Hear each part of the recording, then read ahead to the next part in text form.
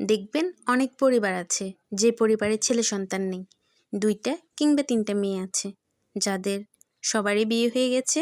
এই ব্যাপারে কারো কোনো মাথা ব্যথা নেই। মাথা ব্যথাটা কখন শুরু হবে জানেন? যখন কোনো ছেলে চাকরির সূত্রে শহরে থাকে, তার স্ত্রীকে সেখানে নিয়ে যাবে।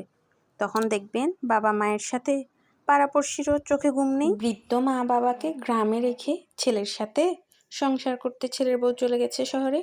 এটা কোনোভাবেই মেনে নেওয়া যায় না। না মানতে পারে পাড়া প্রতিবেশী, না মানতে পারে সেই ছেলের পরিবার, কিন্তু যে মেয়ের বাবা মায়ের দেখাশোনার জন্য কেউ নেই, তা নিয়ে কারো চিন্তা ভাবনাও নেই। আচ্ছা, যখন একটা সন্তান পৃথিবীতে আসে, তখন সেই সন্তানের বাবা মা কি তাকে আলাদা রকম করে ভালোবাসে?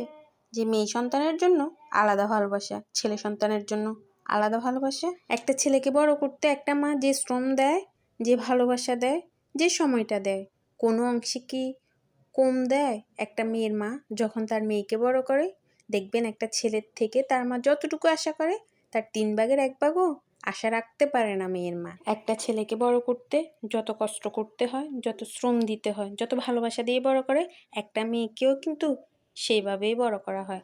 সব পরিবার কিন্তু একই নয়। অনেক পরিবার আছে যারা ছেলের সাথে ছেলের বউকে শহরে থাকাতে কোনো খারাপ দেখে না, তারা মনে প্রাণে সেটা মেনে নেয়।